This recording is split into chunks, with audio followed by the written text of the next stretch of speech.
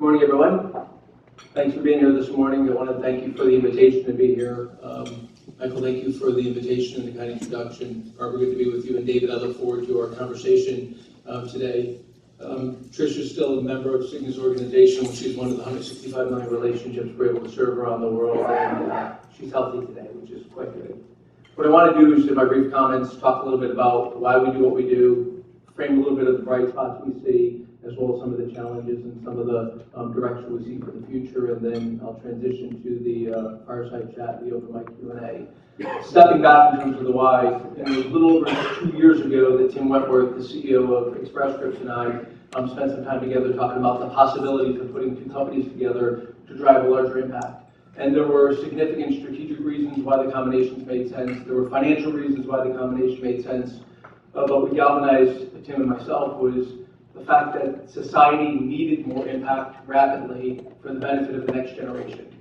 Specifically, my generation stands to fail the next generation by not affording the next generation a longer life expectancy.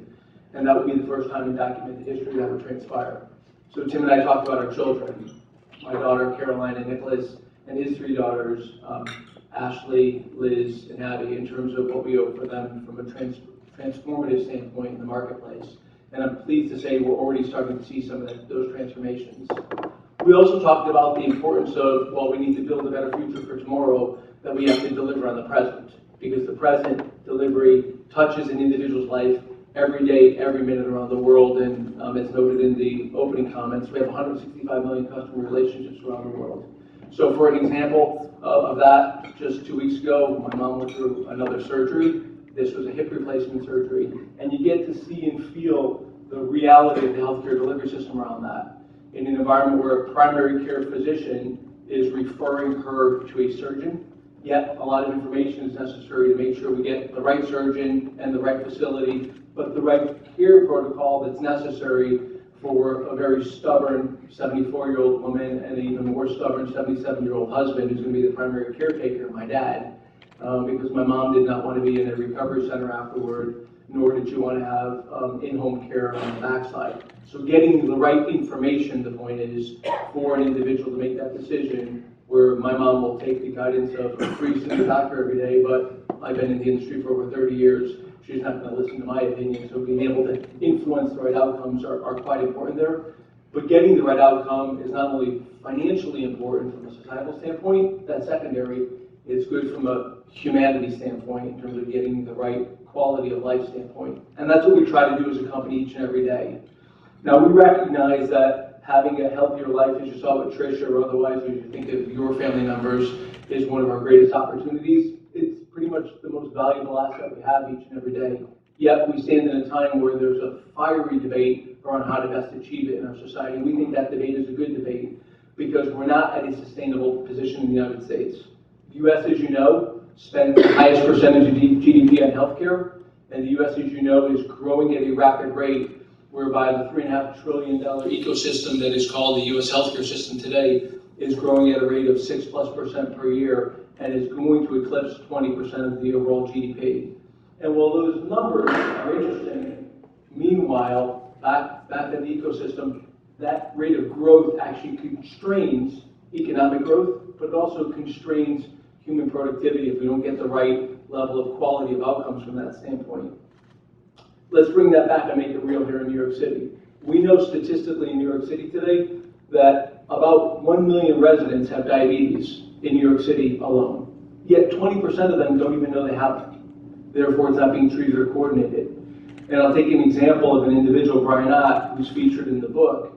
Brian, at the age of 30, thought diabetes happened to somebody else until he realized diabetes happened to him and saw how it changed his life. And the ability to obviously improve clinical outcomes for somebody who's dealing with a chronic disease is mission critical, but it presents an opportunity to move upstream and identify individuals who actually are at risk of, in this case, diabetes as a health issue. So let's come back here to New York City.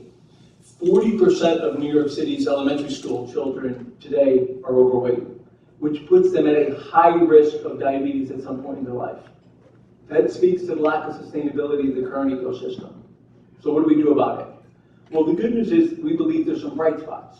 and you need to study the bright spots to understand what we can do more of, as opposed to lament on what the problems are.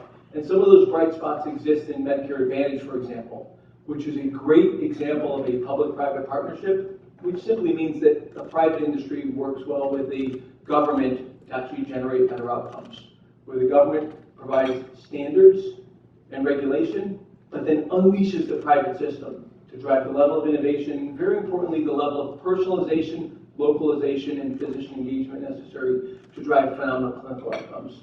We also have bright spots in the U.S. employer marketplace, where almost half of Americans get access to their health services today, and employers are increasingly driving levels of innovation and engagement that are in line with their culture, strategy, health burden, and readiness to change.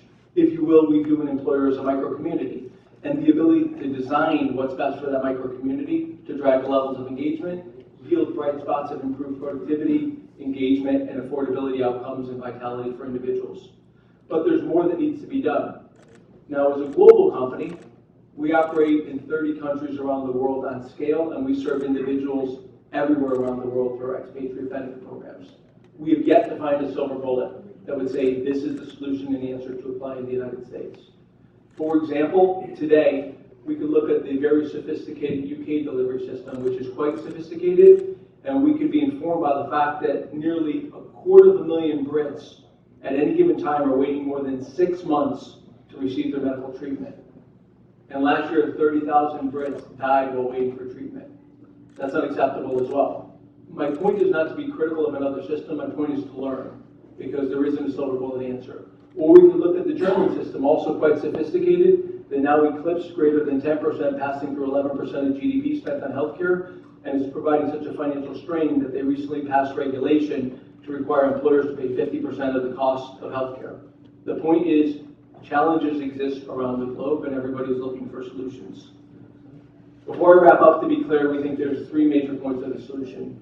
One is getting the power of a public-private partnership, which is point 1 and 2, where we absolutely see an unequivocal role for the government to play on ongoing care delivery.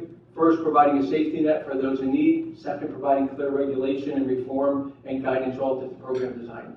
2, on the private side, continuing to unleash the innovation, because healthcare is deeply personal and highly localized, and the ability to do that on scale in a localized fashion, as I indicated, there's many bright spots. And third, perhaps one of the more untapped dimensions, is rethinking through the power of a micro-community. Because of the localization of healthcare, micro-communities have the ability to truly drive high impact where no national or even state-based or even city-based program could design. I'll take a concrete example again back here. Our community engagement oriented around Mount Sinai's project, the Teen Heat program, which was a 12-month peer-to-peer education program focused on diabetes, again, trying to use that string and pull it through our conversation this morning. It completed a baseline assessment of 150 teens in Harlem, and nearly 100 of those teens were diagnosed with prediabetes. Let me repeat the number. A base of 150, 100 were pre-diabetic. Do the math, that's 2/3. Now, the program didn't stop at the assessment phase, it went into the engagement phase of very personalized coaching and engagement programs. Because what we do know is if you identify somebody in a pre-diabetic state, in most cases, you could stave off the onset of diabetes, or at a minimum, put distance from a time standpoint. Those are examples of taking micro-communities and activating them to drive improved health outcomes, in this case, for our youth, to present an opportunity for a longer, healthier life and less financial burden. So in short, our view is that the dialogue we're having in the United States around healthcare reform is a good dialogue. It's a dialogue that needs to happen because the system is fundamentally unsustainable. But the answer is way more than arguing over who finances a growing sick care system. It's how do we take the best of the bright spots to evolve a multidimensional healthcare system that orients around an individual, looks at the whole person in terms of mind, body, drives localized innovation, and embraces the power of micro-communities to drive positive impact. With that, hopefully that's a teaser to the conversation we'll have. I'm looking forward to the dialogue with David Weston, and as noted in our prepared remarks, we'll start with that as part of a fireside chat, and then we're going to open up from a Q&A standpoint. David, I think the floor is ours.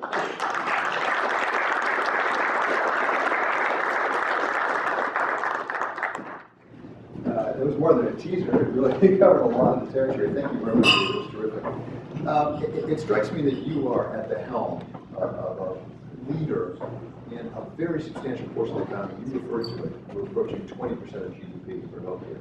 At the same time, every single American is affected by it and cares deeply about their healthcare. And that you call it a fiery debate we're having right now in the country about potentially fundamental revision of our system. As you look forward to 2020, what are the biggest risks to the healthcare industry and, for that matter, opportunities? I think before we go at the risk to the industry, I think we had a microphone taped here. We're supposed to not bump into. I apologize.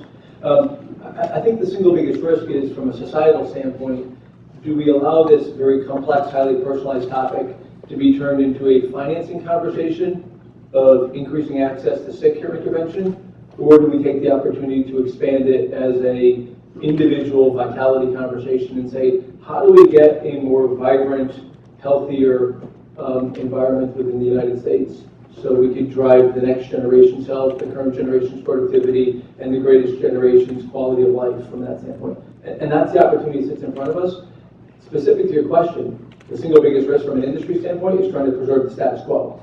It's proven that no player in this ecosystem, no matter what the scale or capabilities, has a right to preserve the status quo. So the rate and change of pace of innovation and the rate of change of constructive disintermediation of businesses needs to accelerate from that standpoint, and that's something that we at Cigna are seeking to do to ourselves in terms of disruptive innovation for the benefit of our customers and clients. We have some prominent candidates for President of the United States on the Democratic side who are not interested in the status quo. I think it's fair to say. Yes. Particularly talk about Medicare for all. Yes. I think what they're trying to accomplish there is both have broader care available to more Americans and have it more affordable. You talk about private-public partnership. Can you do it with public alone? So let's just frame a fact real quick. About 90% of Americans have access to affordable, constructed healthcare delivery systems today, whether it's through employer, Medicare, Medicaid, or exchange-based business. So there's about 90% of Americans that have access to programs today. I'm not saying they're perfect, but that's the fact set. Of the 10% that do not have access to programs today, that's about 30 million Americans. About a third of that group are Medicaid eligible, but their guardians do not sign them up for it. Another third of that group are eligible for either subsidized exchange or employer-sponsored opportunities, and about a third don't have requisite solutions. So there's still a gap that needs to be addressed. Bigger picture, we believe that the best system for the United States is a system based on choice, a system that embraces the highly personalized, localized healthcare, and a system that actually gets the best of public-private partnership, doesn't go one way or the other. We don't believe, therefore, that a one-size-fits-all solution works from America.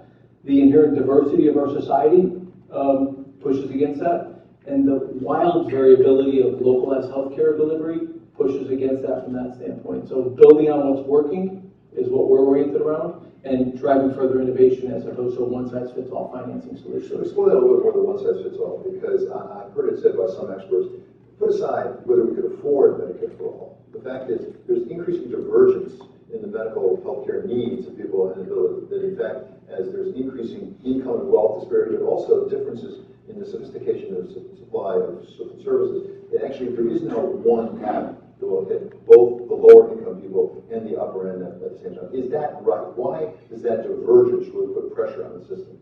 Well, I think I don't look at it in terms of upper income and lower income. I view it through the lens of if we take the extreme definition, for example, of a Medicare for all or any nationalized system that is oriented around a central entity paying for sick care intervention, at the end of the day, that's necessary but not sufficient. Because if we just orient around sick care intervention, especially on the medical side, we're not going to improve overall health and productivity, and we're going to be chasing that ecosystem. Some of the statistics I use to reference the NHS system in the UK, the very sophisticated, well-designed system actually reinforce that. If you flip it on its head, take the mind-body dialogue. If you orient around mind-body, we're just as a society starting to converse around the importance of connecting mental health and physical health from that standpoint. That blurs lines between where the medical parameters are and where the behavioral parameters are. And that needs to be highly localized because of resources, access to care, care delivery norms, and the needs of individuals from that standpoint. And we believe that is best delivered on a highly localized basis, where you get the best of a public definition of regulatory norms, governance, and guidance, and then private innovation from that standpoint moving forward. And the bright spots would point to it. And let's take a less concrete example. In Medicare Advantage, a high percentage of Medicare Advantage individuals are what's called dual eligibles. They're eligible for Medicare and Medicaid. They have a high clinical burden, almost 3 times that of a Medicare eligible individual. And if you think about Medicare eligible individuals, their medical costs are about 3 times higher than a commercial individual. So high clinical burden. Those programs, which are public-private partnerships, are yielding exponentially better clinical outcomes, and care coordination outcomes through a public-private partnership. Federal and state rules and regulations guide it, but it's highly localized in terms of the engagement of clinicians, from social workers to in-home workers to long-term care to behavioral and to medical standpoint. That's what we need more of, as opposed to a one-size-fits-all. One of the criticisms that we hear from those really wanting fundamental reform is that we are spending a lot of money, as we say, something like 18% of GDP going to a 20%. And actually the results, if you compare them with other countries spending far lower percentage of the GDP, are not as good. Not even that they're not better, but they're not as good. When you look at that, is the bigger issue bending the cost curve, or is the bigger issue getting better outcomes, or can you do both? Yeah. So we think that the two that you articulated are totally related. So bending the cost curve and getting better outcomes are married together. We as a company came forward with a strategic objective indicating that we seek to deliver medical cost growth, or the curve, no greater than CPI by 2021. And we use CPI as an indicative indicator of what society could afford on a sustainable basis. To do so, you have to improve quality. You take costs out of the system by improving quality and closing so-called gaps in care from that standpoint. So one drives the other. But the way you do so is in a highly localized basis as you align clinical professionals, you align incentives, you extend care teams between medical professionals, behavioral professionals, health coaches, home health care professionals, et cetera, to be able to do so. So we think they're highly intertwined. It's not one or the other, to be able to take the costs out of the system and improve quality. And that raises, for me at least, the question, are we spending the money in the wrong place? That is to say, is it on sick people? Obviously, we have to take care of sick people. Or actually, I think you call it whole person health. Is that what you call it? Yes. If we reinvested some of the money in whole person health, could we get better outcomes for lower costs? We believe the answer is yes. So for us, whole person health is connecting the mind and body. And essentially, the U.S. healthcare delivery system largely disconnects the two. From a program design, from a regulatory standpoint, from an engagement. Concrete example, about half of Americans have at least one chronic disease today. That's not something to be proud of, but it's a fact. If you have a chronic disease, you have a 3 times higher likelihood to be clinically depressed. If the clinical depression goes undiagnosed or untreated, you have a multiplicatively higher probability of other medical issues manifesting themselves. So do we wait for the medical opportunities to present themselves or issues and triage them? Or do you address the clinical depression proactively? It's a very different orientation in terms of from an engagement standpoint. Secondly, just to step back and frame it, where the U.S. excels, we excel as the largest surgical and medical intervention engagement infrastructure in the world, the most sophisticated. That's why people travel from all over the world here for high complexity. But there's really 3 ways you could address health. One is behaviors and lifestyles. 80% of all costs in America correlate to a behavioral lifestyle if you're under the age of 65. Smoking, drinking, physical activity, and food consumption, those are the 4. Second is a pharmaceutical intervention. Third is a medical intervention. We've all, as a society, been mostly oriented historically around the medical intervention. We, over recent past decades, have oriented around and being the pharmaceutical intervention. We're just starting to engage on the front end relative to behavioral lifestyle. And all 3 of them need to cohabitate to create better quality and sustainability. And that's what we're excited about as a firm. Well, it's interesting, as I listen to you, and you know this so well, does that suggest actually we're overspending in surgery and perhaps pharmaceuticals compared with the whole person health? It does. And so if you look at OECD countries, and we try to learn, if we want to learn from OECD countries, I would submit one thing the OECD countries do very well relative to us is the orientation around community care is very different. So what we would think in the United States as social services or social workers, That's not really built into the breadth of our Medicaid or community-based programs. Outside the United States, it's fundamental. It's fundamental in terms of food, transportation, social services, and otherwise.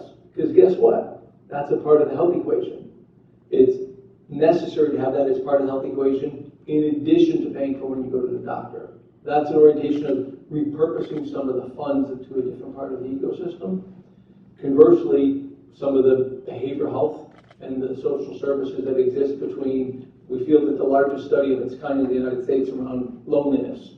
We had a hypothesis that the United States was dealing with a loneliness epidemic, but we really didn't understand it or know it. Unfortunately, it's correct. We feel that the study with UCLA, about 50% of Americans find themselves as somewhat or meaningfully lonely. That's breathtaking. What's more breathtaking in it is that it's our youth that are the highest cohort individuals who deem themselves as lonely. There's a lot of medical ramifications of that if it goes untreated. So you have to repurpose, David, to your point, some of your economics or some of your resources around that to be able to extend and have a higher impact. Let's talk about the economics, because this is obviously a social good, healthcare, but it also is a business, a very big business, part of which you run. Let's talk about your big merger with Scripps. It's been coming about a year now. How's that integration going? Well, okay, that's the next question. Let me ask more broadly, because when you see these very big deals, that was a very big deal. Most mergers fail on the culture issue. You don't integrate the companies fast enough and well. I've seen it fail, I've seen it work well. How is that part going, the cultural integration? Yeah, so I tend to give longer answers and get passionate, so I apologize. That's why I give a succinct answer, but it requires conversation. So when I say well, you're correct. Putting two companies together is quite difficult, and the textbooks are riddled with examples of why they don't work. So you need to be very clear on what value you're trying to create, and what aspects of integration are most important and what aspects of integration are not important. So point one is we made it very clear to our organization, because we're two organizations of scale, the job one of putting the companies together is to ensure that in 2019, because we closed on December 20th of 2018, that both companies remained in position to deliver on our service promise, and nothing would get in the way of that, because both companies were growing, and all the energy was around making sure we deliver on our service promise, because we're touching people's lives every day. And the critical service indicators remain in front of us from our customers, individuals, clients, employers, healthcare professionals, and the like. Then we started orienting around the additional value we wanted to deliver, improving affordability, improving clinical quality within an organization, high levels of employee engagement and retention, mission critical because we're a service company. And I'll end with a concrete example. We wanted to start disrupting the system. So 100 days post the combination, we announced a new program. The patient assurance program, with the first offering being for insulin-dependent diabetics, because we have an affordability issue and an accessibility issue in our country. And we said, for that program, if you're an insulin-dependent diabetic, and there's 30 million of them in the United States, we know that a lot of people are rationing their insulin because of affordability. We wanted to remove that barrier. And we re-engineered the ecosystem behind us to be able to say it's $25 per month, period. Affordable, predictable, high quality for an insulin-dependent diabetic. That's a powerful example of what the company can do. We've brought that forward, as well as a new program for high-cost gene therapies through our Embark program. So it's 11 months in the making. We're out of the box positively. The enterprise is growing. Our clinical quality and service quality is high. Our coworker engagement levels are high, but we have a lot of work ahead of us. We'll talk about the coworker engagement, because clearly the results you're pleased with so far. It's early going, you're so pleased so far. Does the Express Scripts employee today think of themselves as working for Cigna? Who are they working for? We maintain the Express Scripts brand and ecosystem. So we depend on the individual within the organization. They all know they're part of Cigna. All the engagement surveys, we have pulse surveying the organization. The organization views that as a positive, because there's more resources, which means more resources to innovate with, which means a higher impact from a societal standpoint. And what bonds the company largely is the desire to improve people's lives for the better. So that's the overriding galvanizing piece of the equation. There is still, for a company of our size, tension points.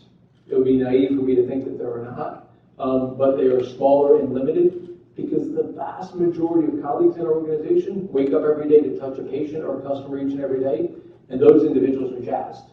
They're jazzed because there's more resources, more innovation, and more impact that is being driven. Lastly, and this is an important piece, we did something unique when we closed the combination. We funded another significant tranche into our foundation, significant tranche of economics into the foundation, because both companies are also oriented around making a difference in our communities. And symbolically, beyond the economics that flowed in, our community engagement programs, which both organizations have a really proud heritage in, are being supercharged further, and that feeds our mission, which is to improve health and well-being. So the vast majority of our organization, really good. Some folks at the most senior levels, right? There's some tension relative to that. That's actually smaller and manageable right now. There's some talk in the country about the cost of pharmaceuticals, particularly in Washington. You may have noticed that. I picked it up once or twice. Yeah, in fact, I was there last week. But some of that talk, including with the administration and on Capitol Hill, has been about the PBMs, the pharmaceutical benefit managers. You moved into that space. How concerned are you about really far-reaching reform? Because some people are advocating that, fairly influential people in Washington. Yeah, so not lost on us. So we agree. And when we stepped into the combination, we knew we would be stepping into that in a headwind. So step back. Today, almost 25% of the overall cost equation ties to a pharmaceutical for healthcare. Not that long ago, it was 10%.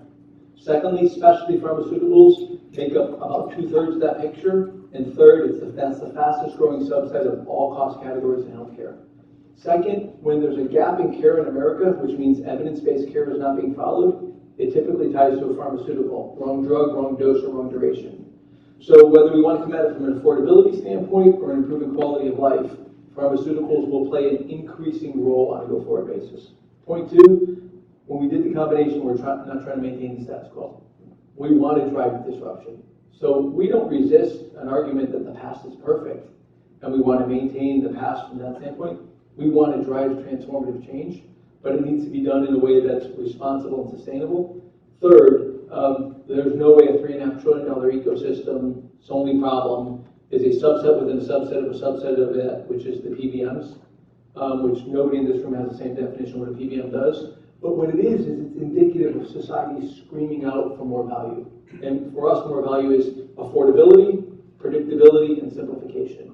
So we're driving relentlessly toward that in terms of with more resources to innovate. And the patient assurance program is an example of that I mentioned for diabetics. The second example, Embark, is one of a kind right now. Embark is an open architected, not-for-profit that will pass high-cost specialty pharmaceuticals through, that will allow corporations, municipalities, the federal government to actually go through Embark to get increased affordability or predictability of drugs that cost upwards of $2 million from that standpoint, and have value-based or outcome-based contracts with the pharmaceutical manufacturers and coordinated care programs. So we're trying to drive change, not preserve the status quo. So we don't resist the dialogue in Washington. What we resist is oversimplifying the complex and not actually doing the work to understand how do we improve on the clinical outcomes and the affordability outcomes going forward. So we want to open this more broadly to questions, but I have one last before, and I'm going to go to the fellows first, so get ready, somebody over there, all right? You have the question before. But talk about the strategic vision you have now for your company. You've made a major acquisition. You're in the process of absorbing that, as we've talked about. What are you going to expand on beyond that, and what will you contract on? I mean, for example, you've got a 50-50 joint venture in China. How big is international for you? On the other hand, are you thinking about trim gut and some non-strategic assets, such as some of your insurance, I guess, disability insurance, life insurance, things like that? Sure. So as we sit here today, we're about a $150 billion franchise, round numbers. So it's large, it's on scale. Our global business has grown faster than our U.S. business, but the U.S. business is the largest part of our footprint. Orders of magnitude, we grew the non-U.S. business over the last decade from about $1.5 billion to approaching an $8 billion franchise outside the United States. Back to the vision of what we're doing today is all oriented around our mission to improve the health, well-being, and peace of mind of those we serve. Our view is we want to be able to accelerate that affordability, predictability, and simplification, which means we want to extend the care delivery ecosystem and re-envision what tele, virtual, and mobile could do in terms of bringing care resources to individuals, whether it's in highly developed countries like the United States or developing countries like India from that standpoint. Re-envision what can be completed in the home and actually connect the clinical ecosystem through that lens. And we built our business model in an environment where We're essentially channel agnostic. Some competitors have actually gone deep in owning channels. We want to be channel agnostic because we want to get the right channel for the individual that works based on their preference at a given point in time, and engage with technology and partnering with physicians to drive that on a go-forward basis. Outside the U.S., we'll continue to grow. We'll continue to grow, and we've positioned our business to the latter part of your question. Not lost on, I think, some on Wall Street is we have a lot of strategic optionality, and we believe in an environment of massive change. Having strategic optionality is mission critical, and I'll end with a concrete example. We'll produce about $8.5 billion of free cash flow next year. We think that's important in an environment of perpetual change to be able to accelerate the innovation curve around that. So maybe more acquisitions. Could be. Could be. Cash flow. Could be. We have choices, which is good. Okay, terrific. Let's open it up for questions now. I do want to start with the fellows. Who has one over here? Sure. If you'd The indulge us, microphone's moving around to you. if you'd indulge us, we can ask 2 questions. Sure. First, thank you very much for your remarks. Something you touched on in your prepared remarks was the coordinating care, and you gave a very personal example. So I'd love to hear, right now, we're seeing a growing role of hospitalists as doctors coordinating care at hospitals. We're seeing on the sort of higher end private companies that propose concierge services or care coordination services like Pinnacle. So I was wondering what you see as the role of insurance companies in care coordination across the spectrum. And I'd also love to hear your thoughts. If there are any kind of, for lack of a better word, guinea pig cities in the U.S. or outside of the U.S. where a lot of the localized programs that you referenced are being enacted, and what we can learn from that data and the implications that might have for the broader system. Thank you. Sure. So on the first, just a word choice, and I appreciate it, but we don't look at ourselves as an insurance company. We're a health service company. So we have thousands of clinical professionals that are part of our organization today. Yet we seek to partner with the healthcare delivery system to be able to deliver more coordinated care. So first off, we believe that extending the care delivery teams, both physically and virtually, is mission critical in terms of coordinating the whole person care. For example, in the United States, we have 650 collaborative accountable care relationships. Those are ways in which we contract and work differently with physicians and hospital systems around aligning incentives, sharing care resources, and flowing information around improving overall cost and quality of care. And click it down to another notch. Today we have home health care professionals. We have a home health care professional that are within a 1-hour drive of 90% of all Americans today. So we go into home physically, we run clinics in employers, we have Cigna colleagues that actually work in physicians' offices providing care coordination, and we have dedicated resources. Lastly, we're increasingly using AI and different technologies to be able to do what we're describing here on a virtual basis. So to your question, mission critical is extending the care continuum and being able to coordinate those services. But as a business, we don't try to do it all ourselves. We try to do it in partnership with the practicing physician, as opposed to in contrast with or in conflict with the practicing physician. And we use multiple modalities: physical, virtual, and then re-envisioning the home. That's everything we're driving toward. The term guinea pig, I don't have one location. It's a great question. I mentioned bright spots. There are bright spots all over the country, and I'll point toward one. In Houston, not that long ago, was perennially written up as one of the most unhealthy cities in America. We're fortunate that we actually serve the city of Houston. After a 30-year relationship with a different organization, they decided to make a massive change for 55,000 covered lives. From police officers, like my dad was a police officer in New England, through every part of the city. Working with the healthcare delivery system on the former comment, we went from an environment where a piece of the healthcare delivery system in Houston used to cover about the services for about 20% of the population. Now they touch almost 80% of the population in a highly coordinated care delivery ecosystem, but it's at the choice of the individual. And what you saw is over a 5-year period of time, more individuals chose that ecosystem. We don't own it. We partner with them, and we help to extend that ecosystem. It resulted in, over a 4-year period of time, the city of Houston's medical cost trend or rate of cost growth was 0. Think about it. In the environment we're talking about, a city of that scale had a 0% medical cost rate of growth over a 4-year period of time. Now, it went up in the first 2 years because we found a ton more people who had cancer and prediabetes and diabetes who weren't being treated. It plateaued and came down, but the point to point over a 4-year period of time was the same ending point 4 years later as it was at the starting point. And that example, I think, is a good concrete example, but there's pockets of that all over the country. The commonality point is the alignment with the care delivery system, changing the benefit design and the incentive design, changing the engagement that's expected between the employer and the individual, and then choice. That's a point of commonality. Thank you. Great questions. Okay, open up. Thank you, please. Hi, how are you And doing? it's, A quick question on value-based care. Just trying to understand the progress you're seeing in the market, and then in the public policy debate, what role do you think the government could be playing, and do you think that the debate is headed in that sort of direction? So appreciate the question very much. So value-based care, for folks who are not familiar with the term, is essentially a category that's used to try to describe moving the financing part of healthcare from paying for volume, because the U.S. is the largest volume-based reimbursement structure. Unit of service, pay for unit of service, unit of service, pay for unit of service, to value-based, pay based on the outcome or the quality, like we do in most aspects of services we purchase around the world. It's something we're quite passionate about. The collaborative accountable care relationships I made reference to have incentive structure that are more value-based versus volume-based. As a country, we still have a small percentage of the overall cost equation that is value-based versus volume-based. There's pockets that are more advanced versus less geographically, but less. To your really important point, we think this is an area where the government or federal policy has a high leverage point, and currently CMS, HHS, are trying to lean in and drive even more acceleration. For one reason, they see within Medicare and Medicaid phenomenally different results if there's a value-based reward versus volume-based reward. And we're partnering, as some of our colleagues are, with the federal government to try to drive further acceleration around it. So important, some bright spots, less organic traction as a country than there should be because there's resistance in some pockets.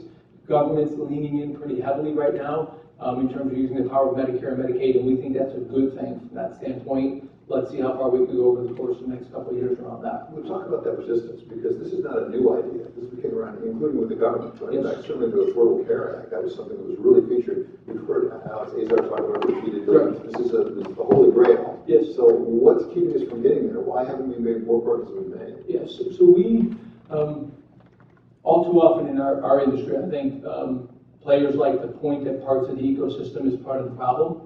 At Cigna, we try not to do that. So in my answer, I'm trying not to go that way. Yeah, we've got to step back and admire the problem. We've built an ecosystem over decades that's delivering what we asked it to build. Asked it to do. We have the biggest hospital-based ecosystem of any other OECD country.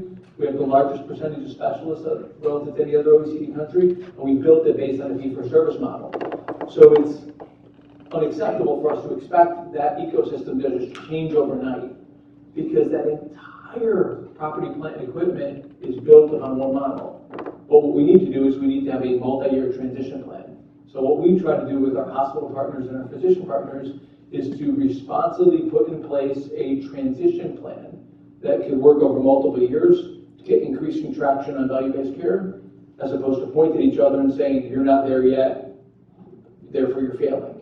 So if we're able to move at the pace that the local ecosystem could drive, we'll get a sustainable traction. If we try to knife switch this overnight, it'll blow up or the resistance will be there. So we quietly see traction, market by market, delivery system partner by delivery system partner. But a hospital, which is a high capital intensive, low margin, high human capital infrastructure that has very little visibility in terms of its overall profit per service, to flip overnight to paying based on value, that's a hard pill to swallow, pardon the pun. But responsibly as a partner, we can drive sustainability along the transition. And so I think we just need to understand that resistance is not typically resistance for resistance sake. There's pragmatism. And so we need to work together to drive that change as opposed to admire the problem. Just let's bring a mic. There we go. David, could you comment on the state and the prospect of the long-term care industry in the United States? And secondly, opportunities and challenges you see in China. The long-term care system. So we're not a long-term care player. The long-term care system is riddled with economic morass right now, because the predictability of costs and then being able to put a fixed economic arrangement that handles that predictability of costs over time. And then when you overlay U.S. care delivery norms, which is an environment where we expend way more resources late in life than any other OECD country, massively challenged. It's a massively challenged ecosystem. By the way, I was just in Southeast Asia 2 weeks ago, having the same conversation with some other countries. As the graying of the world's population continues to grow, we have about 1/10 of the world's population right now is over the age of 65, round numbers. In nearly 20 years, that's going to double to 20% of the world's population. So this is a challenge around the globe. I don't have an answer from a U.S. standpoint relative to that, but it's not as simple as a basket of economics today and paying for a lifelong care delivery need set without some controls and governance in terms of what that looks like through that lens. China's our fastest growing market outside the United States. South Korea is our largest market. China's our fastest growing market outside the United States. We deliver care or services through a variety of lenses. Expatriate coverage, we're the largest expatriate provider around the world for corporations, IGOs like the United Nations and NGOs. But in country, writing individual policies, literally one-on-one individual policies, to supplement the social programs that are available, is something we do quite well. And then increasingly employer-sponsored needs relative to either employee retention, productivity improvement, or increasing engagement. I think we grew about 35% there, revenue compounded last year. We've been in country for quite some time. We operated a highly localized model in our countries outside the United States, and the growth profile in China is quite attractive. Every day has new headlines about tensions between the United States and China involving trade, and now we have the Hong Kong situation. Is that affecting your growth pattern in China at all? Largely not. No? And largely not because, again, we're extraordinarily localized in our model. So while obviously we're a U.S. domiciled corporation, in China we are required to have a JV, so we have a 50-50 JV with the largest non-SOE bank in the country, but it's a totally localized model. China is served in China, it's led by Chinese professionals, and we innovate for the needs, from a societal needs standpoint. And ironically, even from a regulatory standpoint, I have some of the more constructive regulator dialogues around innovation with Chinese regulators at times because they see us as part of the solution set that they need from a societal standpoint. So we actually have a collaborative relationship from a regulatory standpoint because they see us as part of the solution they need as societal demands continue to grow from that standpoint. Other questions? Oh, is it time? I'm sorry. I would just keep going. Thank you, Mike.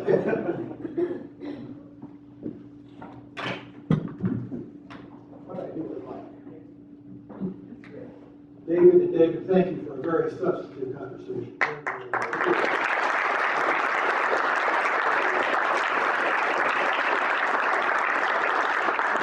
Quick commercial before we let you go. Tomorrow we've got Michael Dell, the chairman and CEO of Dell Technology, taking agency session on December 4th. This is going to be a test of my skills here. Dana, Kush, Rob, Honesty, Claudette. Yeah. Give it a C+. He will be coming on December 4th, and then on the last meeting of the evening, we'll be dinner with Larry Fink on the 12th. Yeah. Anyway, it's been a great session, and we'll have to have you back during the election season. Yeah. I'm busy.